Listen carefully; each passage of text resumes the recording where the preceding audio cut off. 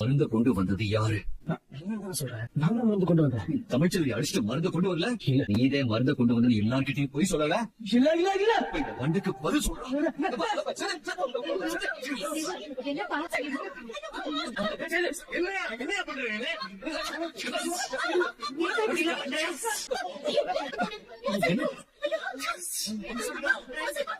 மாமா கண்டு கொட்டிடுச்சு மாமா. உங்க கண்ணு முன்னாடியே பியானியில நடக்குதே மாமா. பாத்தீங்களா? ஐயோ சேது எங்க மேல வண்ட கொட்ட வச்சு கொலை பண்ண பாக்குறாங்க. ஐயோ கண்ணெல்லாம் சொருகுதே, என் கண்ணெல்லாம் சொருகுதே, என்னால முடியல. என்னமோ பண்ணது போய்ப்பா, உடனே ஒரு மாதிரி வலிக்குது போய்ப்பா. ப்ளீஸ் போய்ப்பா, எனக்கு அவ்வளவு சொல்ல போய்ப்பா. ப்ளீஸ் அப்போ ஒரு நிமிஷம் பாரு. இத பாரு போஸ், வைத்தியர் இந்த நிமிஷமே மாத்து மருந்து கையில வச்சிருக்காரு. நீ மட்டும் உண்மையை ஒத்துக்கிட்டா நான் அந்த மாத்து மருந்து குடுக்க சொல்லி சம்மதிக்கிறேன். உண்மையை ஒத்துக்கிறியா இல்லையா? நான் உண்மையை தானே சொல்றேன். நான் தானே மருந்து கொண்டு வந்தேன். அதான் உண்மை.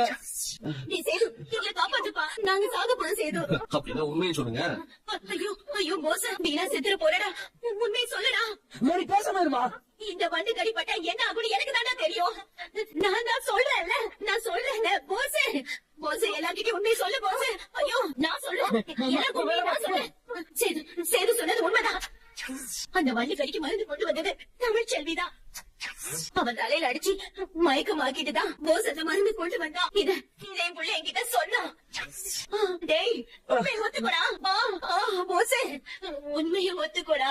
அப்பதானே மாத்து மருந்து கொடுப்பாங்க போஸ். ஒத்துக்கடா ஒத்துக்கடா போஸ், ஒத்துக்கோ. நான் ஒத்துக்கிறேன், உண்மையை ஒத்துக்கிறேன்.